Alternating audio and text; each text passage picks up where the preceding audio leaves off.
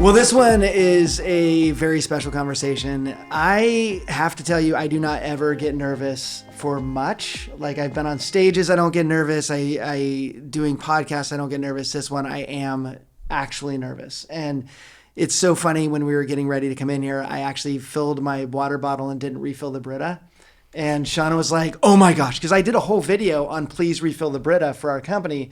And the fact that I didn't do my pet peeve tells me that I'm so excited, but also nervous, because you are the man, Daniel Harkavy. So let me just start by saying you've had a massive effect on my life, and you, and then what you've built has affected me. But my earliest memory of hanging out with you was I set a meeting and you said, cool, do you run? And I said, yeah. And you said, cool, wear running clothes. And so I showed up at your office in my running gear. Yep. And I was just launching this company, and I was maybe a year in. And I'm like, am I really able to show up in shorts and a running shirt? And I did. And you're like, let's go. And we ran. And over that time, I got to learn a lot about you. But yeah, I'm just pumped that you're here to share. I don't want to talk too much. I'm already talking. Look at me. I'm nervous. Kirk, help. There's no reason to be nervous. Well, it's just, I'm so excited about this conversation. This could be literally a 7-hour podcast episode. I don't think it will be, but if it does, I'll cancel. All I have is therapy after this. You'll need it. But okay, let's start with, you created and run Building Champions. You developed that. What year was that? 96. Okay. And before that, I honestly want to go all the way back to California. Okay. Because you and I both grew up in California. You were Southern California. Mm-hmm. I just got to hear your entire story on your timeline. But can you just give us a synopsis of, you were always a good kid? Start there. Yeah, lie number one. So grew up in Southern California, the Los Angeles, San Gabriel Valley. Spent the first 30 years of my life there. I don't know how deep you want me to go, but you made the comment of I was always a good kid. I always wanted to be a good kid, but as a result of circumstances, I responded to an environment. So grew up Jewish, anti-Semitic times. I know that's hard to believe, but in the 70s, there were 3 to 5 Jewish kids in our school at any given time. And when I was super young, I was given the nickname BNJ, which stood for Big Nose Jew. And some of it would be in jest, and then some of it would be mean. And then some, you'd have older classmen that would decide to pick on you, and you can only run so many times. And then you turn, and you need to belong. Every human was designed to belong. You need to belong. And if you're not a big athlete, which I wasn't, and if you're not super academic, which I wasn't, and if you made a move from one school to the next at around the age 10 or 11, that in itself is challenging enough. So all of that to say, I needed to fit in, and I got sick of running. So I became a bit of a bully. I started hanging out with kids who at the time were pretty rough, and drugs entered the scene at age 11. Some of those kids that I hung out with are no longer alive. Some of them will do life in jail. And those were the early teen years. And then I was fortunate enough to begin skateboarding, which I love the skateboards right out there. Mm-hmm. That's kindred. We could split and we could go have fun. And surfing and drums. So the party scene still continued, but I hung out with better people. And some of those friends that I had from early teen years onward are still some of my best friends today. As a matter of fact, when I left you in San Diego, I surfed with a group of them over the weekend. And, here we are as grandpas, and our lives are all much different today than they were back then. So first 30 years down there in Southern California, the connection to starting Building Champions, right prior to starting Building Champions, I had taken a 1-year sabbatical. So at the age 30, 1 year off, married with 3 kids, and my 10th year in mortgage banking. So I started in mortgage banking at 20. I was a loan originator in Cabina. I worked for 𝗕𝗄𝗆 First Mortgage Corporation. I took to origination. I worked hard. I was a hard worker from like age 14 forward. I had some wealthy relatives, and I liked what they had, and they were entrepreneurs and kind of created their own reality. And I thought, mortgage banking, I can do that, as 𝗕𝗄𝗆 invited me in and showed me the path. So that's Clem Senior. I actually trained Clem Jr., which some of your listeners may know of both of them. But 2 years into origination, I was given the opportunity to manage. And that's when I learned how to coach. Back then, it wasn't coaching. It was just identifying amazing, talented young people who were really hungry. They were hard workers. They had integrity. They had great reputations. And then I would meet with them and look for ways to help them to be better. And I would keep a file on each and every one. I'd have a journal like this, and I'd write down notes about them, and I'd talk to them about their personal goals and their professional goals and where they were strong and where they were weak. Then I would leave those meetings, and I would look for ways to make them better, and I would follow up. And, over time, they joined me. My branch became incredibly successful. 6 of the top 10, I had the good fortune of recruiting and training. Our branch was one of 17, and it represented about half of the company's overall volume. We were a $135 million shop in the 80s with average loan amounts of about $100,000 to $115,000, co-borrowers on every loan. So we were doing 3-4 loans for every loan, and we were doing more than 1,000 loans a year, just cranking. And then I was given the opportunity to manage production, and that brought me up to the western U.S., up to the Pacific Northwest in particular. My wife and I always wanted to live in a place that was a bit more beautiful. We never knew where, but every time we'd do our little getaways, we'd say, how do people live here? And that happened for me in Lake Oswego, Oregon. So that had to be a bit of a transition for a young man that loves to surf and SoCal and the weather. It made no sense. It made no sense. Like the day I made the decision to move to Oregon, I was negotiating on a house in Solana Beach. I had already resigned from First Mortgage. They had already identified me to be the replacement for the CEO. We brought the company public. We were year 2 of a succession plan, a 5-year succession plan. I quit, negotiating on a property in Solana Beach, which was a teardown that was 3 times the price of what I bought in Lake Oswego, and I have no idea how I would have afforded it. But I knew we were supposed to move to the Pacific Northwest. Year off, start building champions. That's the story. Wow. Yeah. So much fascinating in there, Daniel. And I know I met you early on. I met you around 2000, the whole First Horizon arrangement, when First Horizon was contracted with Building Champions to build leadership with coaching capacity. And I got exposed to what you had created. It was fascinating to me because you had this phrase that I recall, begin with the end in mind. And I like the phrase, our doing comes from our being. Mm-hmm. And I so resonated with that mindset. So help me understand how you go from hugely successful mortgage professional, managing a profitable branch of mortgage overachievers, to transitioning into, I have this vision for building people, leaders, but originators, anybody at all, and the whole Building Champions model. What was the process that shifted from mortgage originator to Building Champions entrepreneur? It's a good question. The First Horizon days, we'll talk about it later, but he had the privilege to have Jerry Baker speak 2 weeks ago at the Masters Coach. Wow. 82 years old. And he just sent me his life timeline, and he's so excited about the decade ahead. Rewind, Daniel, and answer Kirk's question. So what fueled me to start Building Champions was that I was super interested in helping people to be successful, not just in business, but in life. When I was a branch manager, I wanted to help people, and I helped them to rid themselves of nasty addictions. So some of them came into my branch and they had the white powder addiction, they had the boozy addiction. I saw some of them go from Playboy lifestyle to getting to stand with them as they got married, and now they're fathers and mothers. And so I got to see that. What I was exposed to when I was in my 20s wasn't all that attractive to me. So I saw the really nice fancy cars and the big estates. And then I saw some of the wreckage that went along unintended consequences. Oh, I saw it. I saw leaders who had mistresses, and you knew their mistress more so than their bride. Their kids hated them. You saw marriage number 3, marriage number 4, but you had, all of the wealth. You probably had half of it, but, or less than that. But I saw all of that carnage, and I was like, I don't want to participate in that, nor do I want to breed that. So I want you to understand the meaning of building champions, because often people think, oh, cool company name or cheesy company name because, oh, you build champions. Like, we are the champions and you're a winner. But that's one type of a champion. There's another type of a champion, and that is to champion a cause. That's the building champions.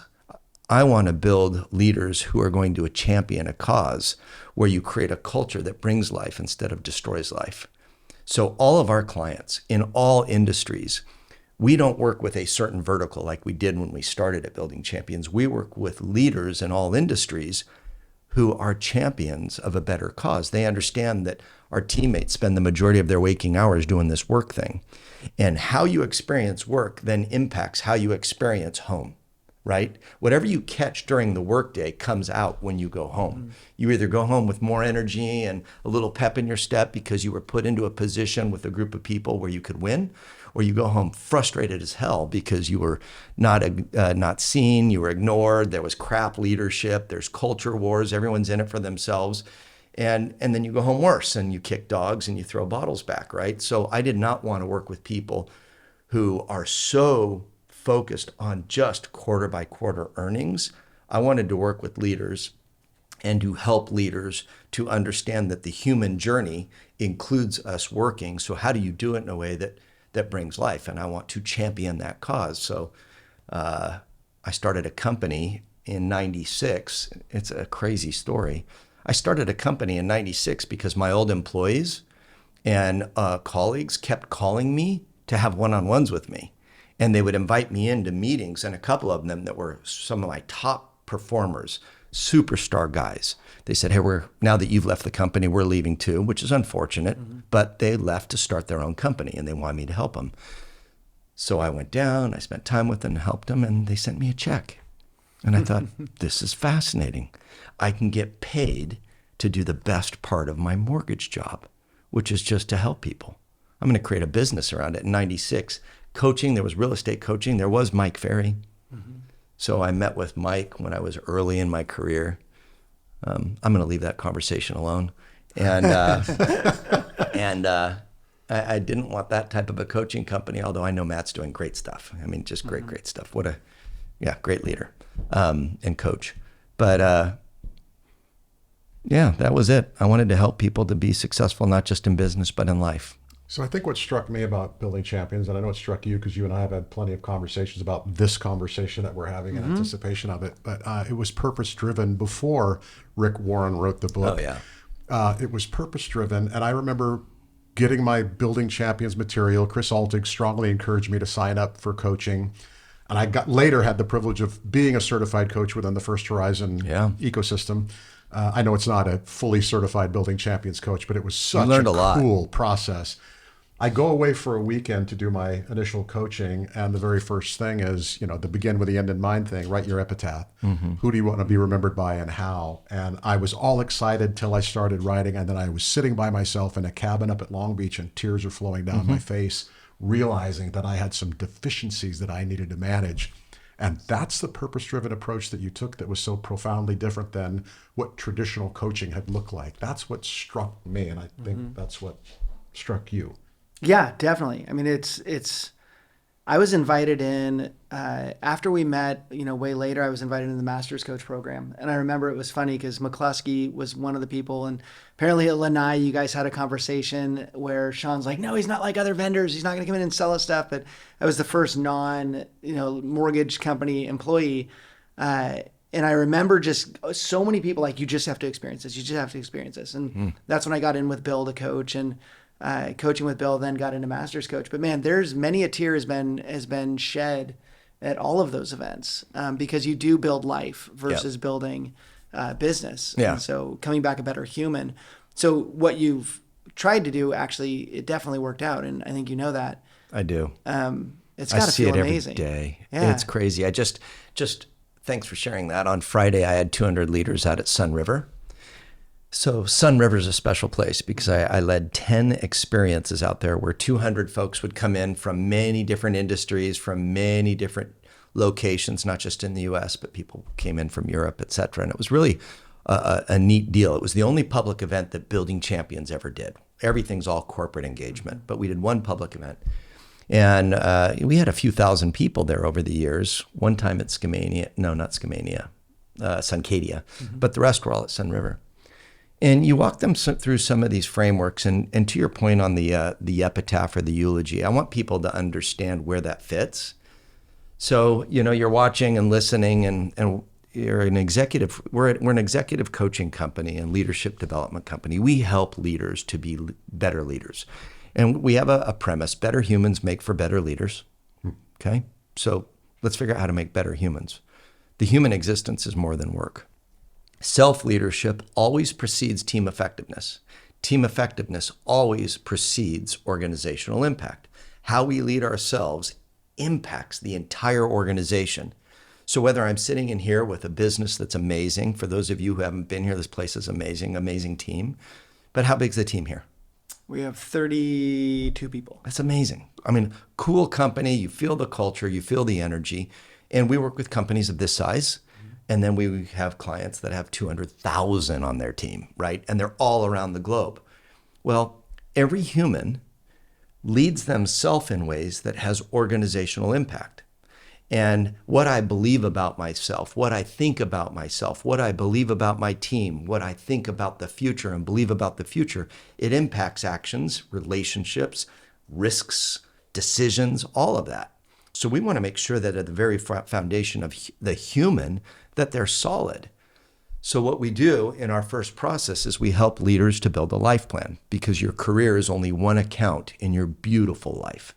But in order to build a life plan, it's got to be more than a cerebral exercise. If you try to write a life plan out of your head, you're going to write a goal sheet. Oh, I've got this goal. I want this. I'm going to be able to run this pace, and I want this waist, and I want to have a marriage that's a score of 9.5, and my kids will love me. And there's all these goals, right? That's all performance. That's all performance. And performance is always pass-fail. And pass-fail is not a great way to live life. You said it. Figure out who you want to be in all your areas of life. You get to steward decisions in every area of your life. No one else stewards those decisions. We steward them. I steward what I'm putting in me. What am I drinking? What am I eating? I steward how I'm going to respond to her. I steward how focused I'm going to be on them. I steward how attentive I'm going to be to my team, what questions I'm going to ask, how I'm going to listen. That's all up to me. No one controls that, just me. All right, so why the eulogy? Anyone who's heard me talk about life planning has heard me quote the Hebrew scripture, Psalm 90:12. So teach us to number our days so that we may gain a heart of wisdom, not a head of wisdom. The head's easily deceived. I'm never going to die. Oh, I'll outlive. I just need to get through this season, then I'll figure out what matters most. I'm not going to worry about it now. I just got to plow through. We've got that next objective, this next big project. Once the kids get out of the house, once we get that amount in retirement, then I'll start focusing on what matters most. Yeah, that's a lie. I've had the good fortune and the painful experience of being with people as they've died.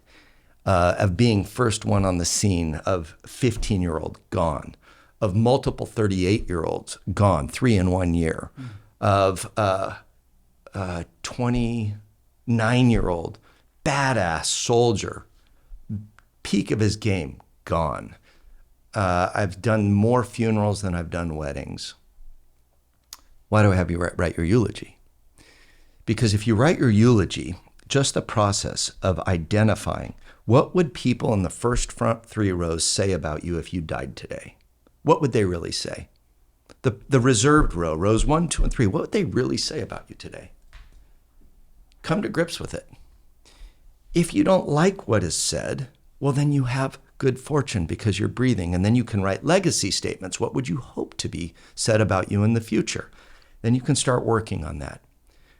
To number your days is wisdom, right? Gain a heart of wisdom. Then you're convicted by the fact that you cannot waste every Saturday. You cannot waste every opportunity when you walk through the doors and greet your kiddos or last night I had dinner with my parents, 84 years old, both with dementia. It's a silly experience. And it's not easy for me. It's not easy. but I am so keenly aware of numbered days. And it's like that last hug. My dad will want to hug me 4 times, 5 times. And, you know, in days of old, it would be uncomfortable. I'd be like, come on. And now I won't let him go. I'm like, this could be the last one. This could be the last one. I'm going to end well. Last one. Life's precious. So I have you write your eulogy or your epitaph so that you can get ready to write a really good life plan. It's marinating the heart, so it's not a goal sheet. You create a plan that identifies who you want to become in all your areas of life, and then the actions, and then you lead yourself a bit better. If you engage executive functions and working memory, you attend to what matters most, you inhibit all the noise, you fight the drift, and you'll find your days filled with more of the right activities. You'll be the better human. You'll be doing more of the right things as a result of being clear on the being. And then you can focus on the work stuff. And that's a whole nother conversation, but that's a bit of what's behind it, you know? It seems so intuitive now in the world we live in, the culture we live in, and the mindset of a purpose-driven life and all those things. But to our parents' generation, it was counterintuitive. You work, and what you have left over after work is what you give at home, if anything. And to create a work life based on who you are or who you wish to become would have been counterintuitive just a generation ago. Well, yeah, and to some it still is. Well, yeah, so many of them came out of the Depression era. So, I mean, you're freaking lucky to have a job. And as parents, the 10, how you hit a 10 out of 10, there's food on the table and there's a heater and there's running water, right? For grandparents and parents. So they come out of those generations. Now, our parents saw a lot of wealth. Looking at our age, our parents saw a lot of wealth accumulated, but nothing in comparison to our generation. Right. So now we have all of this choice, and it's amazing. And it was probably more amazing 5-10 years ago than it is today. I'm concerned about where we are today and kind of how we're all processing and what's happening to our brains and to our social and emotional well-being. But yeah, different drivers, different motives. And if you look at all the social research as to what happens depending upon what was happening in the time as you kind of go through the generation to generation, you know, the boomers to the Xers and now the Zers and all of that, you start to see, well, there were influences that formed how we think, believe, and then behave based upon what was happening in the environment. So you have to pay attention to those things. But yeah, to your point, radically different today. All right, so everything wasn't always great, right, with Building Champions. I want to get into these books that Kirk brought. So Kirk actually does his homework, and that's pretty awesome. He's a good partner for me on this because I don't. But you got 3 books over there. Well, truth be told, Allison was kind enough to order these for us from Amazon so that they were here. And I'm going to let you describe the books, but I think maybe a great way to do that is in the context of the title of our podcast, which is Lessons from Last Time you were sharing earlier. And I think I'll just leave it to you to share the story about book number 1, which is Becoming a Coaching Leader. You know, it's easy to look at Daniel Harkavy's life and say successful loan originator, successful mortgage branch manager, successful leader who starts his successful coaching company and deals with successful people, and your just climb has always been like this, right? You've never had a setback or a failure, and so maybe you could shed some light on that myth. That's all a bunch of crap, but let's just start there. Years ago, I was at the World Business Forum, and I think it was the CEO of Cisco Systems was talking about how every great organization and every great leader in their career will have at least 3 near deaths. And I'm like, at least, yeah, I've got more. Like I'm going on that whole down cat on that thing, right? I've got near deaths, and it's impacted how I view failure. And at this stage of life, it's really fun. I wish I knew when I was in my 40s what I now know approaching 60. Gosh darn it, I wish I knew it, right? And maybe intellectually I knew it, but I didn't believe it. Now There's like, oh, cool, it's good. Everything's a puzzle.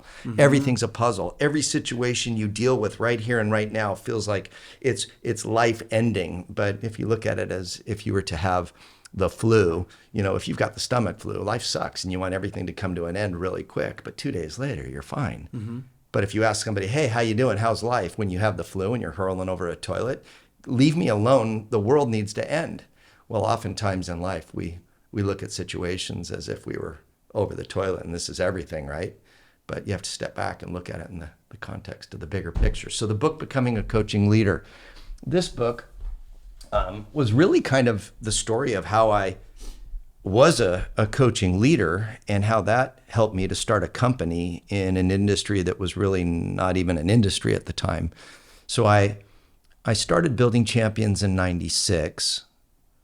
All of our clients in the early days were mortgage banking because that's where I was. So I went right into that vertical. Thank you, Todd Duncan, for opening the stage for me and allowing me to share my goods and for believing in me. I'll always give Todd credit for just seeing me and believing in me. 2005, I'm starting to want to test my theory, which is if coaching works in one industry, it'll work in all, because leadership is leadership.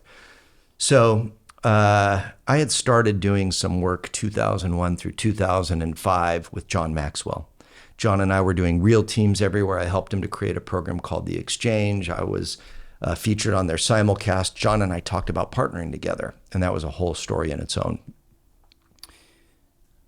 Through John, I meet a whole bunch of different people, and one of them was a guy by the name of Michael Hyatt. Michael Hyatt was the publisher of Thomas Nelson. I start coaching Michael. Some of you might know the name Michael Hyatt because Michael and I co-authored Living Forward, which is the life planning book. He became not only a great client, but a great advocate of ours. So becoming a coaching leader was the result of Michael, my client, as I'm coaching him, saying, Daniel, you have so much content in you. You need to put it in the form of books. Now, what you need to know is I read one book in high school. One book. I remember reading The Boys from Brazil. That was the only book I ever remember reading. I read Surfer magazine often, but write a book? Are you kidding me? Like, barely made it through high school, no college degree. May have cheated a little here and there to get some grades, but I was a strong B- student, which is why San Diego State turned me down. That was the party school. It's okay, I'm not wounded, but I do want to go back there and ask if they'll make me a doctor. So Michael challenges me to write a book, and he and I go back and forth, and I had seen the results of your organization. Not only do we coach leaders at building champions well, but because of the result of what we did with First Horizon with the Circle of Excellence, we certified managers in that organization to do what I did when I was in the mortgage company. So you were taught to do what I did when I was a branch manager. You were a coaching leader.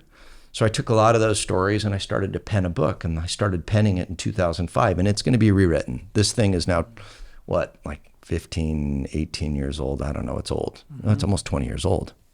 Coming up on it. Yeah. Wow. But it's still sound. Everything in here is sound. It's just we need to polish it. I wrote this book because I wanted a passport into different industries. I wanted the credibility in other industries that I had in mortgage banking, and I knew that writing a book would get me there. So wrote this. It came out April of 2007. August of 2007, the mortgage meltdown started its gnarly path. And at that time, probably 95% of our clients were in mortgage banking. We have a whole training and certification program around becoming a coaching leader, modeled off of the pilot we did with First Horizon. We have all sorts of businesses now saying, bring it to us, bring it to us. We built a huge team to do this. And then 2007 hits, and then 2008, and these large contracts that are game-changing size contracts versus a one-on-one client. Back then, a one-on-one client was probably $6,000, right? And this could be multiple high 6, 7-figure contracts. And so this is a game changer. And then all those people that were going to buy it were in the mortgage banking industry, and they all went bye-bye. Well, this book's now out, and Chick-fil-A got a hold on it. And Chick-fil-A had asked us to do business with them in the early 2000s, and what they wanted us to do didn't fit, so I said no. And in 2008, they said, well, we really want this becoming a coaching leader strategy in our company. We should have pursued you more earlier. Can we fly out to you? So they had 9 or so executives fly from Atlanta to spend a day with us. Long story short, they liked what we had to offer. There was some haggling going back and forth, but they consumed the capacity that was there for the mortgage banking industry that was no longer busy, and Chick-fil-A became a huge client. We became diversified. And it was that one client that proved, okay, in scale, we can work in many industries. Leadership's leadership. We just need to find leaders that believe what we believe about better humans make for better leaders. Now, back then versus today, like there's been this whole journey for me where I think this will work to where, all right, I see it, it's working.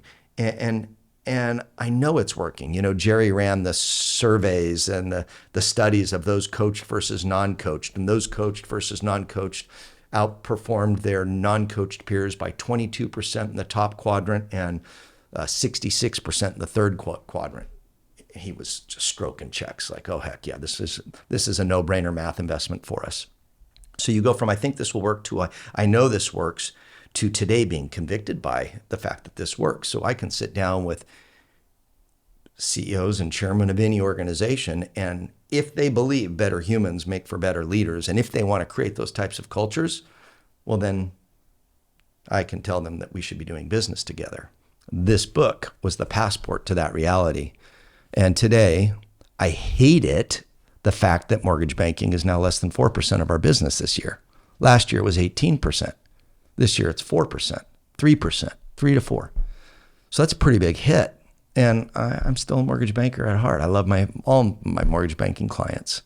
But other businesses have found out about us and they've said we need to be doing business, and mortgage banking is what launched it. If you are watching this podcast and you're in the mortgage industry and you haven't checked out the Knowledge Coop, you definitely need to dive into the Knowledge Coop. In there, you will find content and community that will help you grow as an individual by learning everything there is to know about the mortgage industry. If you think you know everything, just dive in and take some classes, because there's always something more you can learn. To be successful in this business, you've got to continually learn. In addition, if you're a company and you want to teach your people in your own environment, we've got that in the Knowledge Coop Enterprise Services. So reach out to us, check out knowledgecoop.com. Definitely join Coop Plus. Let's get back to the podcast. Talk to me about how it feels, or how it felt to have built this whole thing. You've written the book, which was not easy. You build this whole platform and the market crashes, everything's dead. Before that Chick-fil-A call, where's your mindset at? Near death, like freaking out, walking down the hallway to my office. I remember just reciting parts of my vision. All right, come on, stay there. Fear crept in. Layoffs are happening left and right. The worst part of a leader's job is calling amazing, talented, good people into the office. And they all know, right? Because they know it's like, uh-oh, it's this day. Yeah, Daniel's walking around. He's the Grim Reaper. Don't let him touch your shoulder. You're dead. And you sit down with them. And I was having to do that. So I hated it. I was nauseated. I hated my job. Freaking hated it. And I thought we were toast, So 2008, primarily a mortgage banking coaching company, that meltdown was one of the greatest things that took place, because it opened the doors for another opportunity. And from that time forth, I've seen that happen. When doors close, if you stand back and you look at what you're truly excellent in, you look at what is that product or service that you provide where you are the best. Now, you may not be the best for everybody, but you're the best for the right people, the people that want your product or your service. If you figure out how to do what you do best and then to continue to make it better, and then you spend time with your customers, making sure that what you're doing is best and taking their input and adjusting, well, then there's opportunities. Mm-hmm. And then be bold enough to ask people to introduce you to people that think like you.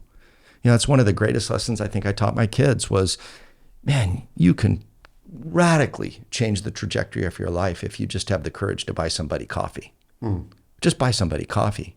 My son started Harkavy Furniture 7 or 8 years ago. And, today Dylan is 31, Wesley is 29. They have played an instrumental role in us launching SetPath. But when they were probably young 20s, maybe 25, 23, they were looking to buy a whole bunch of people coffee. They listened to a podcast on stuff you should know, or How I Built This. It was the How I Built This podcast. And they heard Gordon Siegel, the founder of Crate and Barrel. Mm-hmm. And they were just in awe of Gordon. I'm like, buy the guy coffee. And Dylan had already traveled states to buy people coffee. So he gets an appointment. They fly to Chicago in the middle of the winter. He's sicker than a dog. to spend a half an hour with Gordon Siegel buying him coffee. The meeting lasts an hour and a half, doors open. Who do you know that I need to know? How can you help me? I want to learn from you. In today's times in our industry, there's all sorts of opportunities, but people need to get back out, push it, have the courage, focus on what you do best, ask for help, ask for introductions to people, look at doing things different ways to better serve your customer.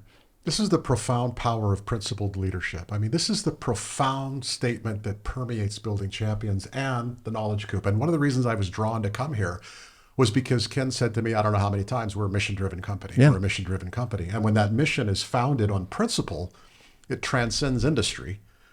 And it buoys you in markets like this because it's not, you can't control the market. You can't control the economy or what the Fed's going to do with rates or the bond market or mortgage-backed securities or anything else or any other industry, what COVID's going to do to a sit-down restaurant.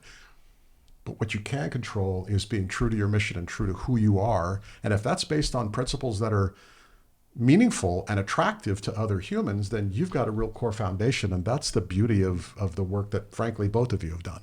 That's good. And it's accurate. All right, I want to take a transition into the people who you've entered into your life. So you've taken a lot of people in. Can you talk a little bit about why you did that and then give us kind of the story behind that? Yeah. So you're referencing the young adults that have lived with us from 96 through just as of late. Mm-hmm. So we've probably had more than 12 young adults that have lived with us. The first one was a 16-year-old young man from California who, when I was probably 30, so 96, I'm not even going to be good at the math, but yeah, I was probably around 30 or so. The 3 years before, I would run into him at church. He was a little doll-head kid, and you could tell he wanted to be a surfer. And so when I was in California, I would take him surfing as probably a 13-year-old.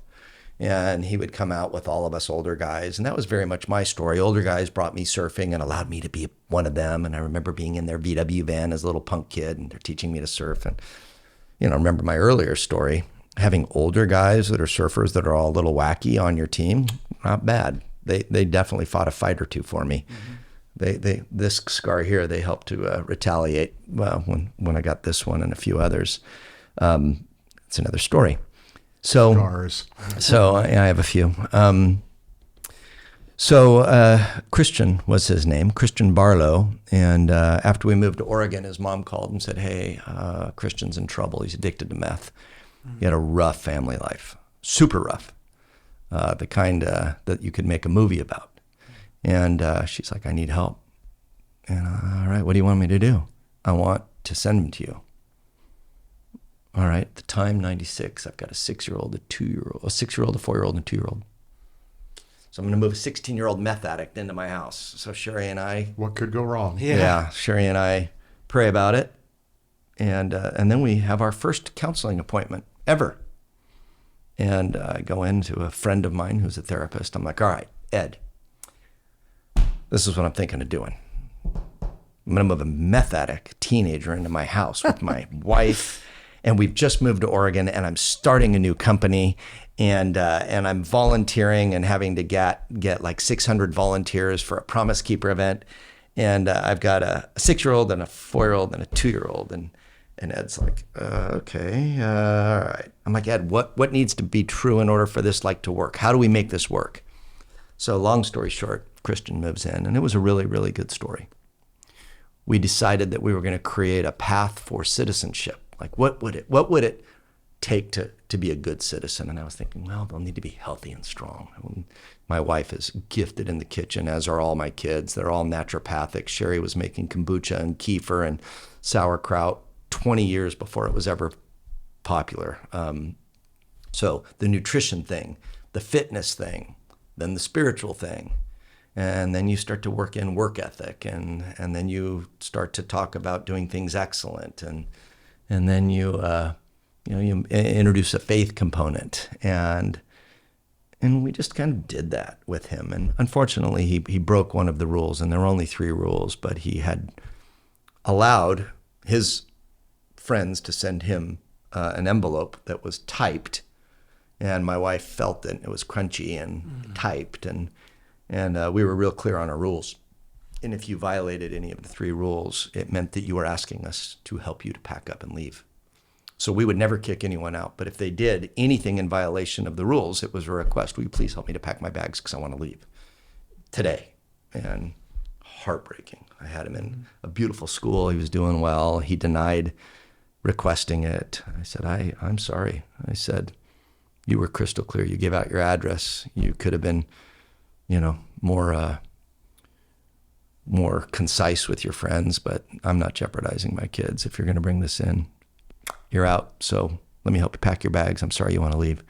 He was the first, and I call that a failed experiment. But as I see him today, it was an incredibly successful experiment. Married, 3 kids. Oh, wow. Great worker. My brother, Greg, helped to mentor him down in Huntington Beach. Christian still reaches out to me all the time. He's a stud of a young man. Awesome. So it was a great story. From him, we had other meth addicts, post-suicide attempt folks, kids that had a rough home life that just needed a safe place. And we did our best to create that at home. And I've had the privilege of officiating some of their weddings. And today, they all do really well. And it's pretty neat. Our most recent one just left in the end of 2021. And she's in art school in Florence, Italy. Nova Crowder, I love you. Love her family. I was there on the scene when her 15-year-old brother took his life and officiated that and helped his family through that one. So we've seen a lot over the years. That was in February of 21. A few lessons from those last times. Yeah. Oh my gosh. So all of that fuels this passion for young adults. So Ken and I were together at the Masters Coach Reunion a couple weeks ago, and we did a fundraiser for a new organization that we launched in 2020 called 𝗕𝗵𝗆, and that today is finally starting to scale a bit.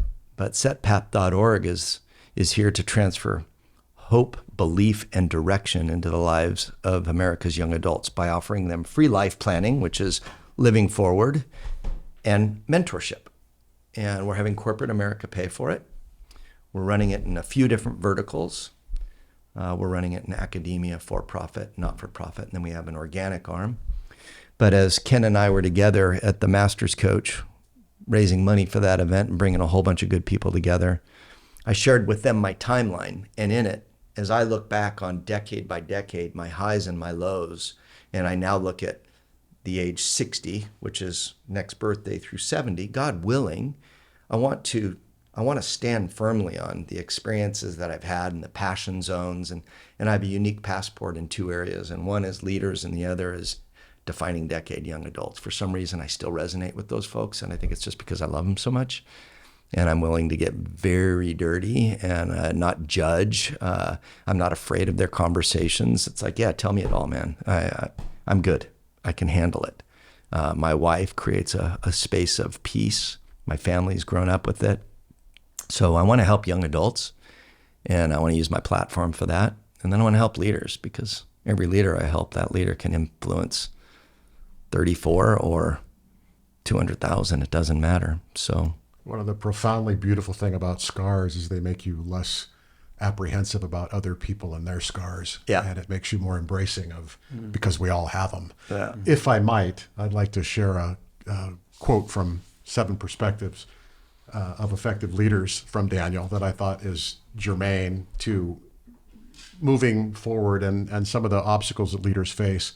Leaders often reach a level in the organization where they figured it out. The business is performing well. They're making the money they want to make. They're well respected. They've arrived. If this is you, beware, because most likely you're falling into the trap of complacency and comfort. You continue to do what works for you instead of stretching and evolving.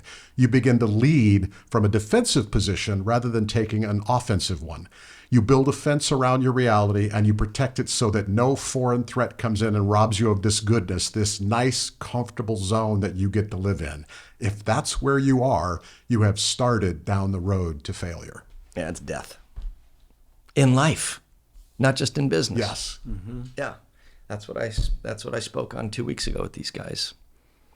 Yeah, we get to a place to where finally, I've been working my ass off for so long. Finally, I've accumulated this. I have that. I'm guilty. Like, I am guilty. I am keenly aware of, building fences. What the hell's wrong with me? I'm building fences. A while ago, we bought a house in Maui. And I've been surfing in Maui since I was a teenager, and it's always been a dream. A whole bunch of my high school friends all moved to Maui right after graduation, and I would always couch surf, stay on the floor. I would be working in mortgage banking. I'd buy a one-way ticket, and I'd surf until I needed to come back. And I did that for years. Sherry and I honeymooned over there. We would always have extended vacations over there so that I could surf. And then finally, it was like, all right, let's spend some more time over there. With Sherry's health, warm is better than cold. With my health, warm is better than cold. And I'll just say that's mental health. Surfing here in Oregon's cold, and it's just bad for my mind. Warm is better. So I started to build a fence around it. It's like, hey, this is kind of nice. And then since we bought that place, we've had challenge after challenge after challenge. Most recent, we were there on the fires. 20 homes in our neighborhood got burnt. We were in chaos from August 8th through. Really, we still are. I mean, I'm involved now with Maui leaders. I lead a Maui leaders roundtable, etc. But what had happened was I was starting to build a fence around it. I was starting to create a heaven-like experience on this side of heaven. Don't do that. It's bad. You get smacked. So what happens is I see us as we age. I see that we get into the 40, 50, 40, we're still trying to build it, 50, 60, 70 range. And we start to say, okay, I'm tired. And I've been grinding. And then we say the fatal words, and that is, I deserve. Mm-hmm. I deserve this. Like, do you understand how many years I've sacrificed? I deserve. No, actually, you don't deserve. I've had 27, 28 years of leading a company, and it's been amazing. I've been able to. I have been able to. This has been a gift. Today, I get to. I don't have to. I don't deserve anything. What I deserve is, we don't even want to talk about it. So what happens is, as we age, we start to take less risk, right? Take less risk in serving others, in giving, in loving. Many people will start to build a fence around it. What you have to do is you have to knock the fence down, and you have to look for ways to continue to improve, continue to evolve, continue to innovate, continue to learn. One of the most inspiring moments of the last month was sitting down with Jerry Baker. And at 82, I started coaching Jerry when he was in his 50s. I was intimidated as all heck, 'cause I was in my 30s. For the record, he's the reason I met you, because he was insightful enough at First Horizon as leader to bring you in. Yeah. Industry icon. Yeah. Industry icon for sure. Yeah. Right now on my phone or computer, I can show you decade by decade his themes and how excited he is to make the decade ahead the best of his life, the best yet. 82 to 92. He just said that in front of all of us. He's like, I'm lazy right now. I need to stop being lazy. I'm like, you're 82. You've earned lazy, but that's not a thing. No. So around me, on my team, I just had breakfast with a guy who's a decade older than me. Yesterday I had a meeting with a guy who's going to be 80 on my team. I have late 60s, late 70s, and early 80s on my team as mentors. They're switched on. I've got one of them that is a backcountry skier in his late 70s, motocross rider, mountain biker. He's such a stud. He has a CrossFit gym in his house in his late 70s, and he lives in the mountains of Breckenridge, and he's amazing. He's coach emeritus at Building Champions. Dick Savage, I love you, you're amazing. But I surround myself with people that are further along, that are still like, they've got the passion. And what they want is they want maximum health, maximum impact, maximum energy as they continue to move forward. They don't start the slow, steady decline of deserving irrelevance. Which explains this. A quote from Seven Perspectives. Surround yourself with those who want to see you make a greater difference. Mm-hmm. Simple sentence, right? So much. Unpack that for just a minute in light of what you just said. The voice inside of our own heads, let me ask you, does he scream to you how awesome you are and how much opportunity there is? Does he scream and yell, go, go, go? Or does the voice in your head scream things such as, yeah, you don't have that. Nah, they're smarter, they're better. Nah, you could never figure that out. You know what? You do deserve rest. You can't. You aren't. Watch out. Not you. You missed that, right? I got those voices. I've always had those voices. They're loud. I've always had the voices of doubt or insecurity. They're far quieter today, far quieter. But I'm a man of discipline. My morning routine, 29 out of 31 days is the exact same. I might have 2 lazy days in a month, but my morning routine is orienting myself face down. I'm a man of prayer. I pray the same prayer every day. I like to read the good stuff. I like to impact spirit and mind and body and all of it every day to remind myself. So I have more good voices than I have negative voices. But if I start to neglect those disciplines of putting the good stuff in, the loud voices can get pretty loud. Mm-hmm. I also like to surround myself with people who are switched on, who are accomplishing great things, younger people, older people, etc. I love to ask. This whole book, the premise of this thing, there's 2 words in here: intentional curiosity. Mm. I think I've shared with you, I don't know if I've shared it with you, but at the end of every year, I will do a Sabbath day. I'll look back on the year and I'll look for the big lessons. What were the highs? What were the lows? Do a life plan rewrite and look for a theme. So I have themes for the year ahead. This year is shalom and aloha. At age 46, the lesson was dumbass. And that might be a whole other podcast episode. Yeah, and it was, Daniel, you're a dumbass. And that's when my life took a turn. No, so it was such a liberating thought, because at 46, what I realized was, so stop acting like you have it all together. You don't need to. Don't talk to me about sports. Don't. I'm a shallow pond, super shallow. You can talk to me a bit about politics. I'm learning more, but I am not going to be the sharpest one in the room. I'm not. I don't need to act like I understand every aspect of every global organization and what I don't need to know. What I need to know is, what is my unique giftedness? Where do I have leverage points? Where do I have real opportunities to grow? What do I need to be saying no to? And just be comfortable with that. And then be comfortable with saying, I have no clue. I have no clue. Tell me. What do you see? Why do you see it that way? I'm getting ready to write a few more books, and this is new, because when this thing came out in COVID, October of 2020, every book that came out in 2020 really didn't come out, and I was like, why do I put myself through this pain? I think this book, the framework in it is so helpful. The reason I love this book is if you read all of the leaders in it, the chairman of Delta, who I'll have breakfast with next Friday, Frank Blake, he was the Home Depot CEO for 8 years. He went through this whole model and he's like, Daniel, this is spot on. I asked him, does this make sense? The outgoing president, who I'll have dinner with next Thursday night of Chick-fil-A, Tim, does this make sense? Do effective leaders really just need to make great decisions, have maximum influence? Yes. They all tell their stories and what they see in it. I think this could really help leaders right now. Intentional curiosity.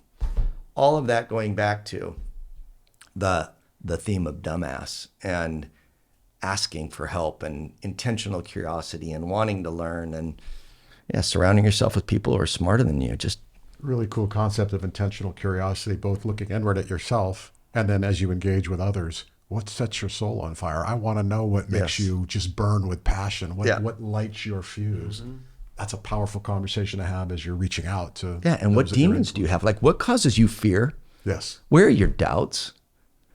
I remember with Frank, he started to share with me like some of his vulnerable moments, and I was like, oh, I had no idea. There was an opportunity years ago. I was able to coach the CEO of Infinium Petroleum. He was a Shell executive, Shell Oil. So Shell and ExxonMobil came together, and they created a partner organization that was a petroleum additives firm headquartered out of the UK. And their CEO was a gentleman by the name of Dominique Fournier. I love Dominique.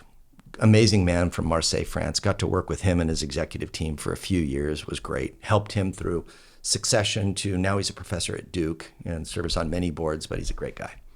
And I remember being with Dom, and he was just sharing with me, and I hope that this is A-okay to share, my friend, but he was just sharing with me some of his own journey and some of his own challenges. And and some of the things that he dealt with. And he was so comfortable and so transparent with me, he let me see as a very young man, because this was probably 20 years ago, here you are, you're this Exxon, Shell, Infineum, global, multi-billion-dollar conglomerate, big company, right? And you deal with this? Like you deal with some of the same feelings I do? And I was like, okay, we're all the same. Mm-hmm. We're all the same. Nothing new under the sun. No, and it was really liberating. So, well, sadly, we're reaching a time limit, and I hope that one of these days we can do this again. But a couple of things we want to talk about. Ken had a brilliant idea as to what we might do with these books. Why don't you share that idea? Because Daniel has agreed to our little scheme. Oh, right on. So if you want to share what we're going to... This was your idea. You're setting me up like this was my idea. Well, it is your idea to give them away on the podcast. Yes, so Daniel's we'd like to agreed give to these sign away. these books generously, and we're going to do some sort of drawing yet to be determined. Yep. You will get to dictate how we give these books away. Yeah, so what I want with this one is I would love to tie this in with people watching this. So you can listen to this on Apple iTunes, on Spotify, or Apple Podcasts, Spotify. If you're watching this in the coop, I'd like to do something where commenting below the video, I think just giving the best lesson or the best takeaway from this, and then we'll draw from those people that have commented below the video and send one of them a I love this copy. idea. So you're going to, those of you watching, comment in the coop with your greatest takeaway from our hour with Daniel, and we'll draw 3 names out of that pile and give each of you a signed copy of one of these books. We get to pick which book goes where, but can I add to that? Yeah. Sorry? Can I add to that? Yeah. Sure. All right. So I'm awful at social media, but right now my COO would be very happy.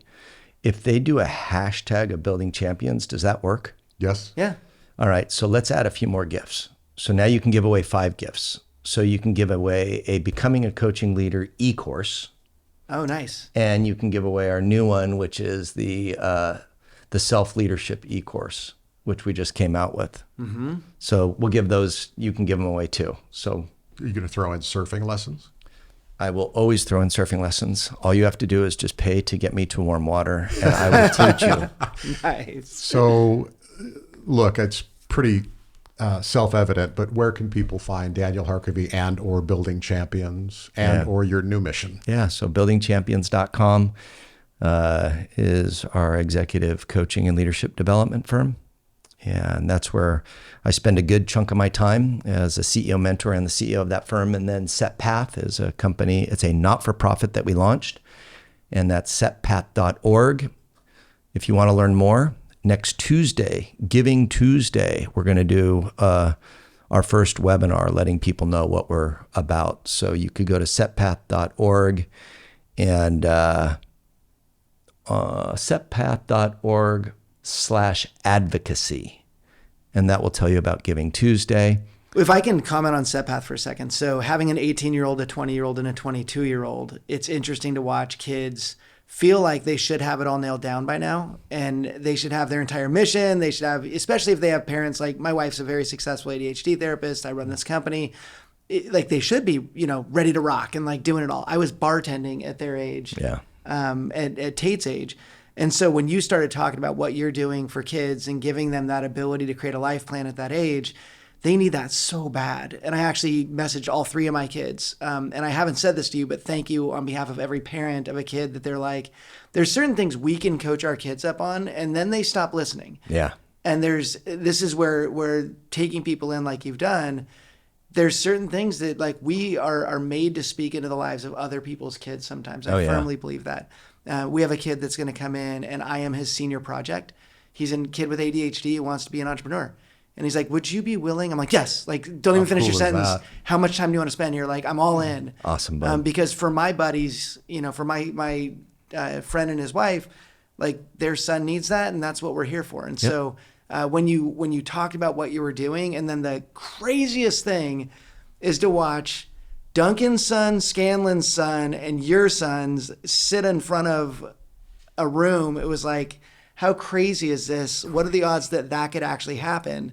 But those guys are heavily involved in building the lives of young people. And the biggest thing in my opinion about it is that you've done this without any income, without any chance of, like, this isn't about money. This is about serving and making a difference in people's lives, which is exactly what you talk about is exactly what you do. And so thank you on behalf of every parent out there.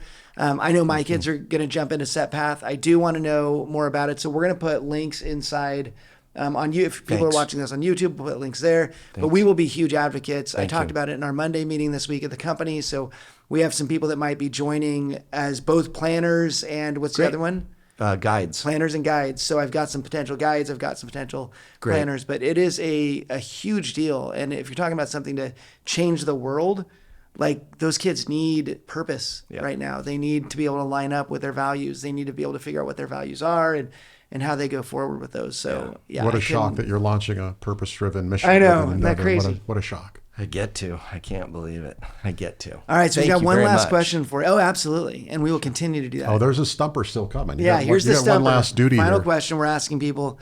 If you were to go back to Surfer Daniel out there, you're 13 years old, 14 years old, and knowing what you know now and all the things you've been through, if you could tell that kid something, what would that be, the one or two things that you would tell him that he needs to know before going into the rest of his life?